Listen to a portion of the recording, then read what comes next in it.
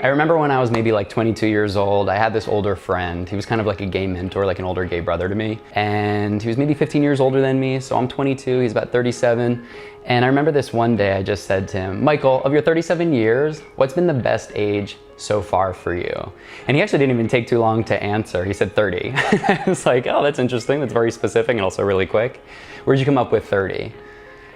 And he just said, because there's this really interesting crossroads that happens, that when you turn 30, you've got a little bit more life experience, a little bit more wisdom. You still also, though, have your youth. And I just remember him lighting up and glowing when he said that, as if it were almost more important. And that was the thing that I took away from it, was that even though it's essential for us to go on in life and learn more about ourselves, it's also maybe arguably even a little bit more important to stay young.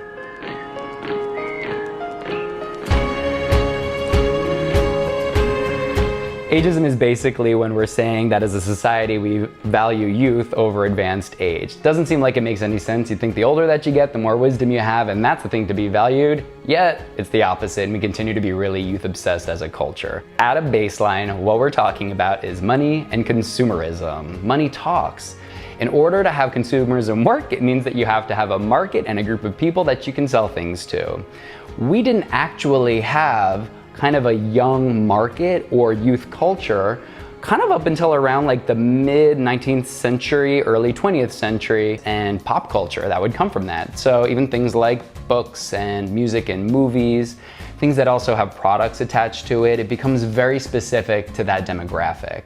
So now there's that market, the youth market, that companies and organizations can sell things to. The second point then is also then when we had the baby boomers come into play, then that younger market just ballooned. So now all of a sudden there's just that many more of them. After that too, even what we're thinking about more currently, present day, we're talking about the digital age. We also then collectively have really dominated like social media and the internet. And because of that, we're now taking it and ballooning it even that much larger to a global level. So this is how youth has become the group that has literally been valued the most. It's where money can be made. And so advertising and marketing is going to reflect that. And that then exists in our culture. And us individually, we don't grow up in a vacuum, so we're exposed to that messaging that happens in life.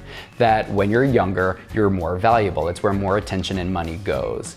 So it's natural for us to want to reflect what we believe is most valuable because it's just human nature. We want to fit in, we want to belong, we want to know that we can connect with others and that other people see us as valuable too.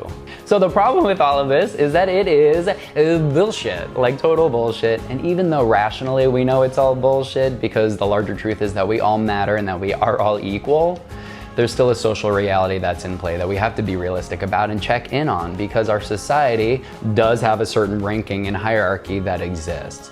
And checking in on how that actually can impact us individually to make us feel like as we're getting older, somehow we're lacking more and becoming more inadequate in certain ways. That's just what it can feel like.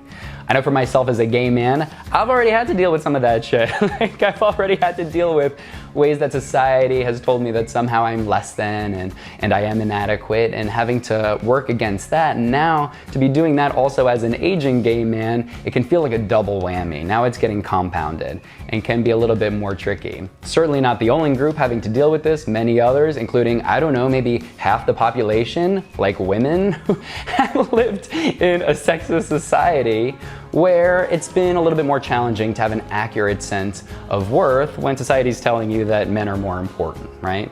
And so it can be challenging too then as an aging woman for the same reasons. And it's kind of like when you think about aging gay men and aging women, there's this tendency to want to try and like perfect or kind of maintain a certain polished image and age gracefully. It's because there's a lot of these really negative social pressures that keep getting placed on us. The benefit of being able to understand some of this stuff and actually have the consciousness, awareness of it is something that I like to call the watchmaker advantage. You know, it's in order to become a great watchmaker, to create those amazing timepieces, you have to be able to go into some old watches, crack them open, and see the parts and see how it all works and see what's working and what's not working so well, and then you can reconfigure it, put it back together, maybe make some new models, and that's how you become a master of it. It's the same thing with our thinking. The more that we can check in on the mechanisms and understand why and how we're thinking the way we are, then the more of an opportunity concretely we can begin to rewrite that narrative. We can literally change the script and start being more mindful of what actually does matter, and then also move through life differently too. So we can make a very conscious and intentional decision to not have to put our time and energy and money into beauty products and plastic surgery and like face tuning our social media images.